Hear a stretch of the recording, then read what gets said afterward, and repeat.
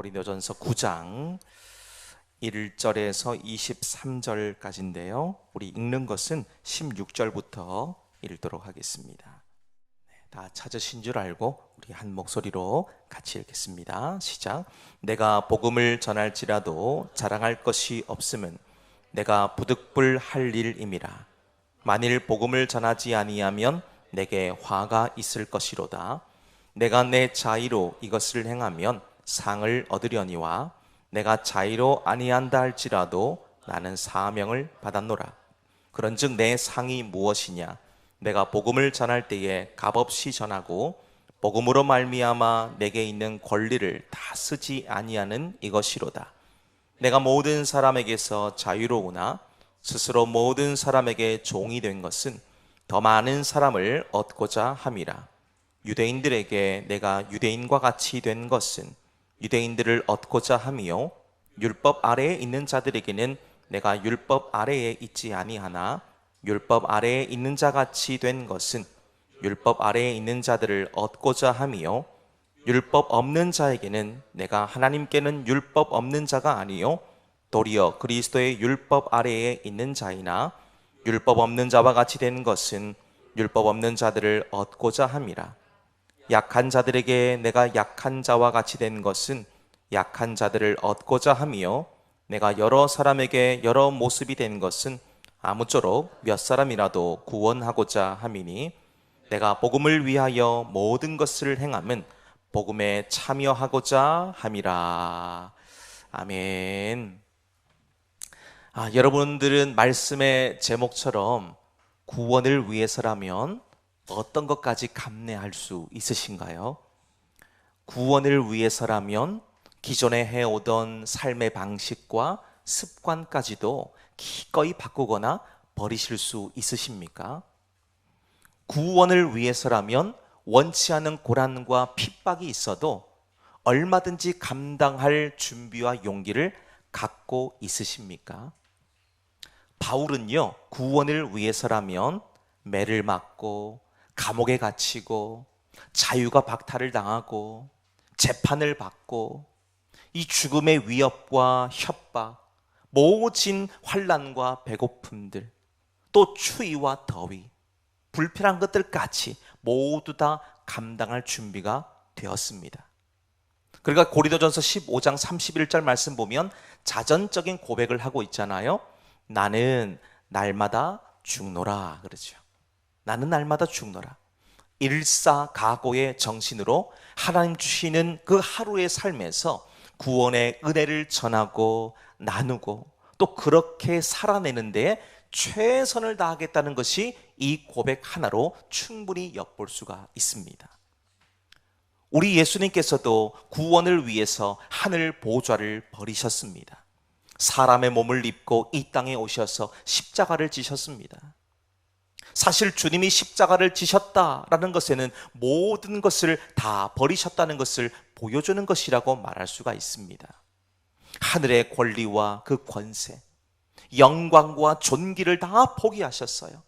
그 사람들로부터 조롱을 당하시고 핍박을 당하고 모욕과 수치를 당하시면서도 도수장에 끌려가는 어린 양처럼 잠잠하셨어요. 십자가에서 모진 고통과 모욕을 당하시다가 죽기까지 하셨죠. 무덤에 장사되어서 사흘간 그곳에 계셨습니다. 예수님께서는 더 이상 내려갈 데가 없는 곳까지 가셨다는 거예요. 우리를 구원하시기 위해서 기꺼이 자기 모든 것을 다 들이셨다는 거죠. 그래서 오늘 단락의 주제라고 할 수 있는 22절의 말씀을 다시 한번 보시겠습니까? 내가 여러 사람에게 여러 모양이 된 것은 아무쪼록 몇 사람이라도 구원하고자 함이라 그러죠. 바울의 목적이 뭡니까? 구원이에요. 바울이 왜 그렇게 삽니까? 구원이에요. 바울이 왜 그렇게 무식하게, 우리로 표현하면 소위 말해서 무식하게, 그렇게 무지하게 보이는 것처럼 살아갑니까? 복음을 위해서예요. 구원을 위해서입니다. 복음을 위해서 자기 가진 것을 기꺼이 내려놓고 포기할 수 있는 삶, 이것이 예수님의 제자며 복음의 증인이라고 말할 수가 있습니다. 그 오늘 본문의 바울을 좀 보시면 복음을 전하기 위해서 자기의 권리를 다 포기하죠. 자기 권리. 자기 권리가 뭡니까? 사도의 권리, 교회로부터 후원받을 권리, 이런 거 다 포기하는 거예요. 그 주님의 사역을 오롯이 감당하는 것을 볼 수 있습니다. 그리고 구원을 위해서라면 자기는 어떠한 희생도 감당할 수 있음을 말하고 있죠. 근데 고린도 교회 성도들 중에 일부는 이런 바울을 의심하면서 이런 식으로 말을 합니다. 바울은 예수님 뵙지 못했기 때문에 사도가 될 수가 없어. 다른 사도들처럼 파송받지 않았기 때문에 그저 순회 전도자에 불과해.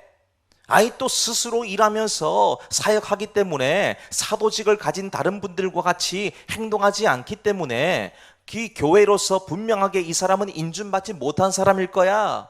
그리고 누구에게도 후원을 요청하지 않는 거 보니까 뭔가 뒤에 캥기는 게 있는 것 같아. 사람들 입방아에 계속 바울의 사도직이 오르내리는 거예요. 그러니까 우리로 바꾸면 저 사람이 목사가 맞나 안 맞나 이걸 의심하는 겁니다. 자, 그런데 말씀을 보시면 바울은 다메섹으로 가는 도중에 예수님을 직접 만났습니다. 직접 만났어요. 여기서 벌써 게임 끝이에요. 예수님을 직접 만났습니다. 그리고 예수님께서 아나니아에게 바울을 소개할 때 보세요. 이방인들과 임금들과 이스라엘 자손들에게 전하기 위하여 택한 나의 그릇이다 그러셨어요. 주님이 택하신 거예요.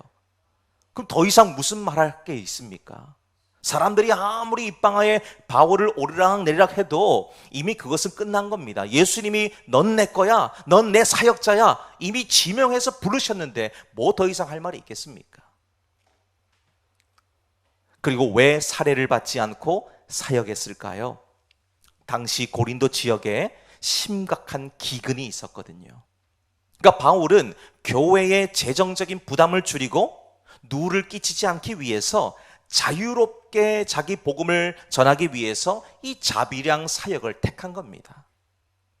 이런 내용을 모르고 있는 성도들은 그저 눈에 보이는 것만으로 바울의 사역에 대한 그 순수성과 사도성을 의심한 것입니다. 아마도 예수 믿기 전에 바울이었다면 이런 의심과 물음표에 일일이 반응했겠지요. 심하게 다퉜을지도 모르겠습니다. 그렇지만 바울은 예수님 만난 이후로 모든 것이 완전히 달라졌어요. 모든 것이.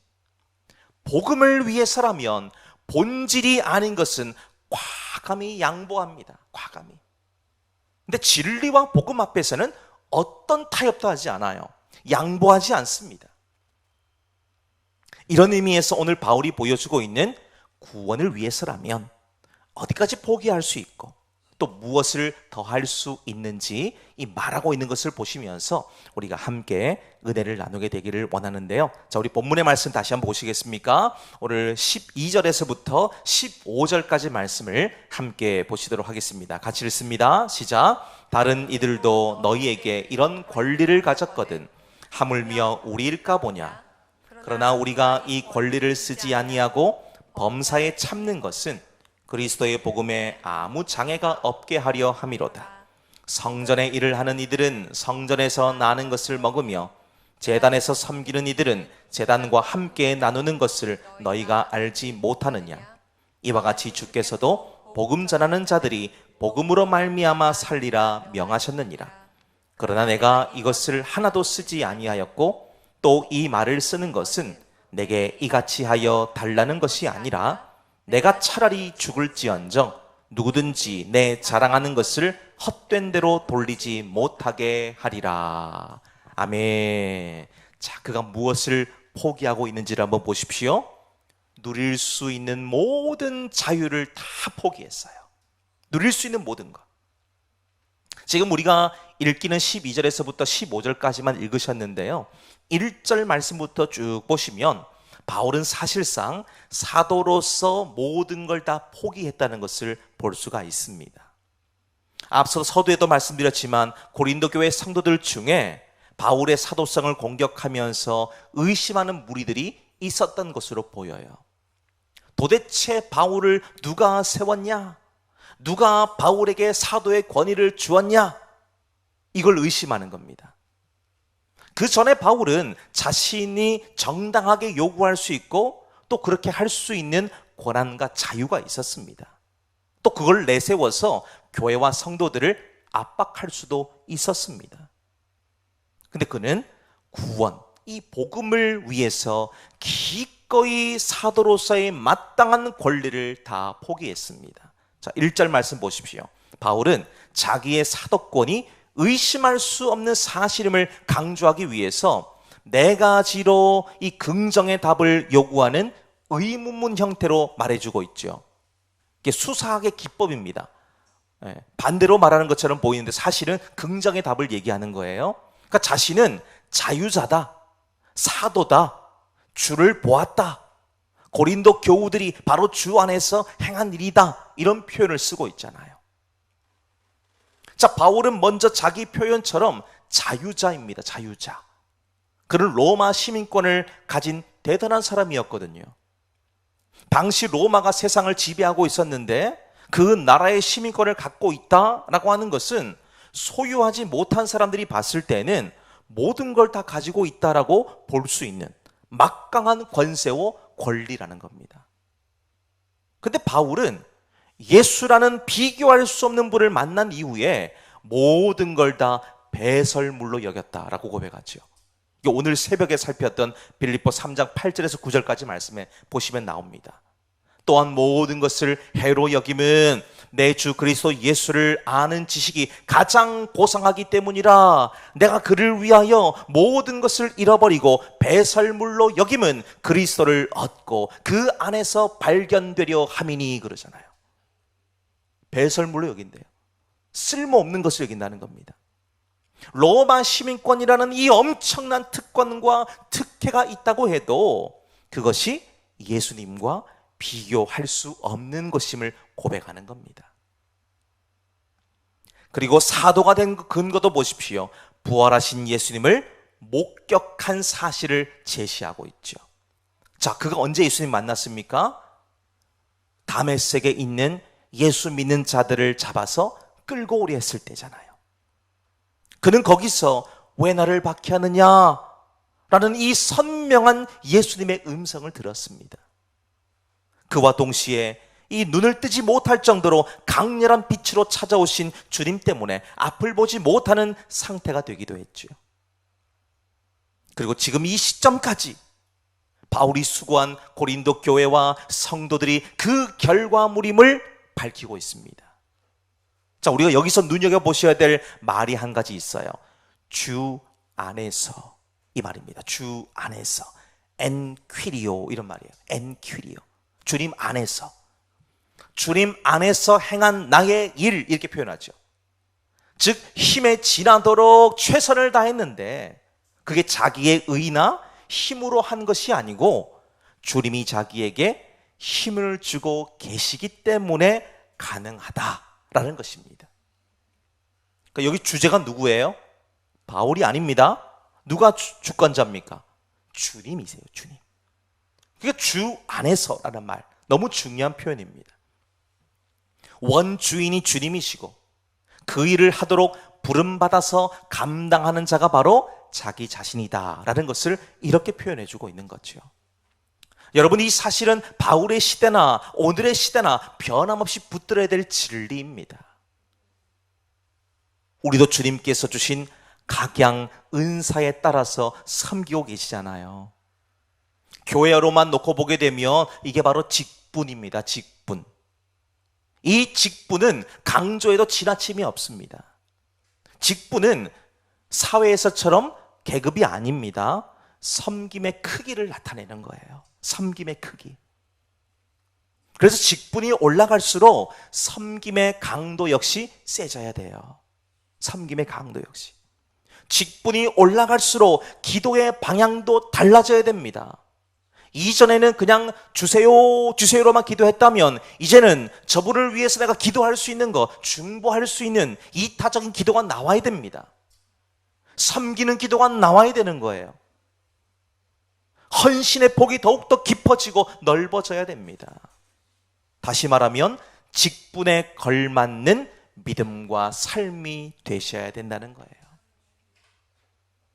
바울도 한번 보시겠습니까? 바울도요, 고린도에 1년 6개월을 머물면서 교회를 개척하고 일꾼들을 세웠습니다. 지금 고린도 교회 내에 바울의 손길을 거치지 않은 자가 과연 있을까 싶을 정도로 많은 부분에서 영향력을 끼쳤어요. 다시 말해서 바울은 고린도 교회 성도들에게서, 그 교회 성도들에게서만큼은 자기의 사도됨을 굳이 입증하지 않아도 되는 거예요.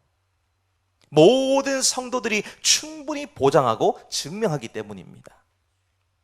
그렇지만 바울의 사도됨을 의심하고 문제를 제기하는 자들 때문에 바울이 전한 복음까지 거짓이라고 오해받을 소지가 생긴 거예요. 그러니까 바울은 이토록 강력한 어조로 자기의 사도성을 지금 설명하고 있는 겁니다. 이 긴 시간을 할애를 해서 지금 자기의 사도성의 정당성을 얘기하고 있는 거예요. 자기가 비난받고 자기가 무시당하고 의심받는 것은 뭐 대수롭지 않아요. 그럴 수 있다라고 생각합니다. 그렇지만 그가 전한 복음까지 의심을 받으니까 적극적으로 자기를 변호하죠. 그러니까 바울의 목적은 뭡니까? 자기 자신이 아니고 복음이라는 거예요.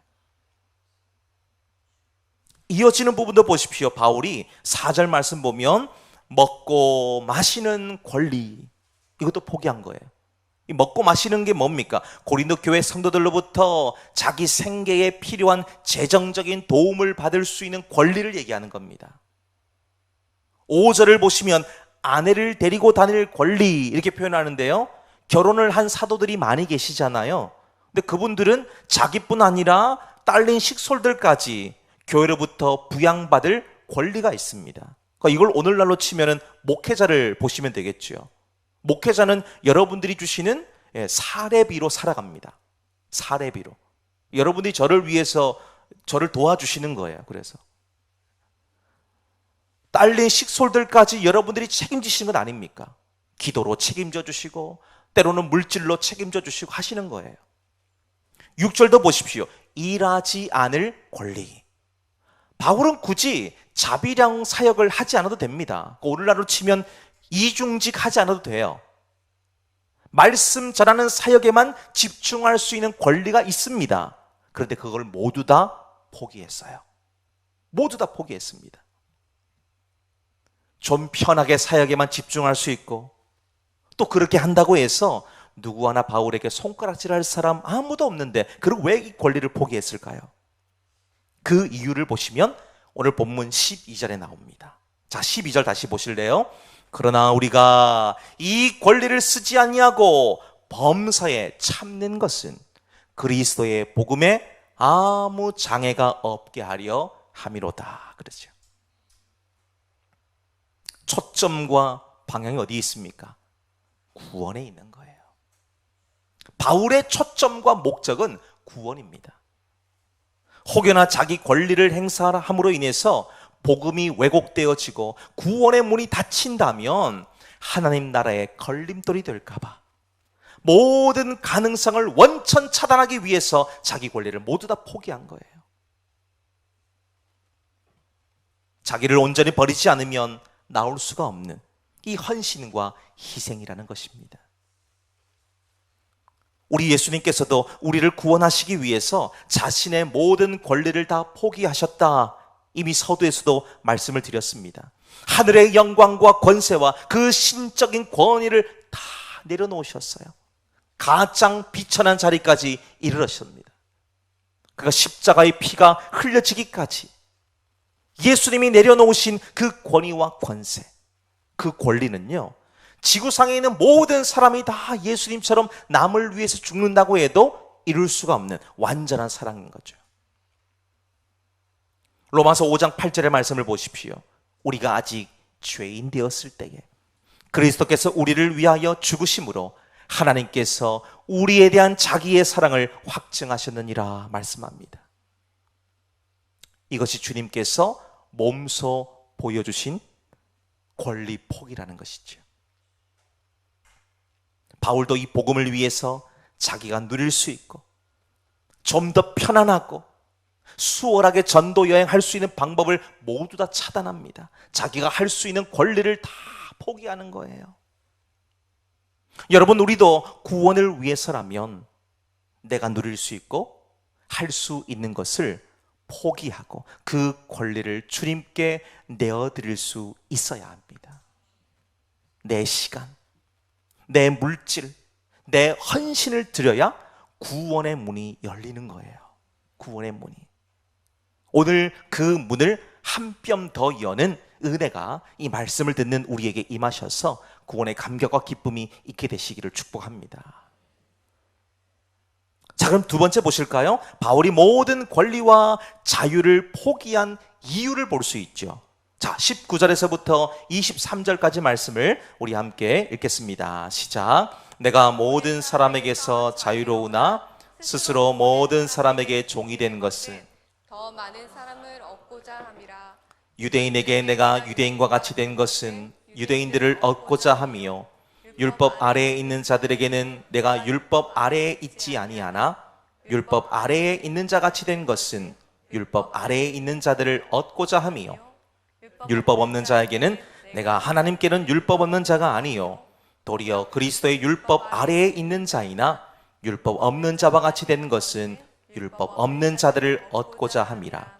약한 자들에게 내가 약한 자와 같이 된 것은 약한 자들을 얻고자 함이요 내가 여러 사람에게 여러 모습이 된 것은 아무쪼록 몇 사람이라도 구원하고자 함이니 내가 복음을 위하여 모든 것을 행함은 복음에 참여하고자 함이라. 아멘. 자, 그 이유를 밝히고 있죠. 이유가 뭡니까? 한 사람이라도 더 주님께로 인도하기 위해서예요. 한 사람이라도. 자, 길게 우리 말씀을 읽었습니다만 오늘 본문의 핵심은 아주 간단합니다. 지금 반복적으로 나타나고 있는 말을 한번 보세요. 얻고자 합니다. 이 말이 계속 나오죠. 뭘 얻는다는 겁니까? 사람을 얻는다는 거죠. 그러니까 이 말을 좀 바꾸면 사람을 구원한다는 겁니다. 바울은 복음을 위해서 스스로의 자유를 내려놓습니다. 다양한 사람들의 문화와 처지에 자신을 맞추어서 살았다는 것이죠. 유대인에게는 유대인처럼, 율법 없는 자에게는 율법 없는 자처럼, 약한 자에게는 약한 자처럼 행동하더라는 겁니다. 뭐 그렇다고 우리가 여기서 오해하시면 안 됩니다. 아이, 그러면 바울은 자기 입맛에 복음을 마음대로 바꾸며 살았네? 자기 마음대로 살았네? 그게 아니에요. 복음의 기준은 분명히 세워놓되 자기가 이 복음을 전하기 위해서 그 사람과 같이 동화되어 살아간다는 거예요. 뭘 위함일까요? 그 한 사람을 구원하기 위함입니다. 바울은 다만 몇 명이라도 구원의 은혜를 누리게 하기 위해서 자신의 삶의 방식과 관습, 이 성향까지 복음을 위해서 아주 유연하고 탄력 있게 조정했다는 거예요. 정말 수준 높은 믿음인 것을 볼 수 있습니다. 그러니까 이걸 본 사람들은 바울을 어리석다 말을 하죠. 미련하고 바보 같다고 생각을 합니다. 그렇게 할 이유가 없거든요. 그렇게 한다고 해서 상대방이 알아주는 것도 아닌데 바울은 자기 모든 것을 다 포기하면서까지 그들을 위해서 모든 걸 내려놓습니다. 이유는 분명하지요. 한 사람을 구원하기 위함입니다. 한 사람을 구원하기 위함.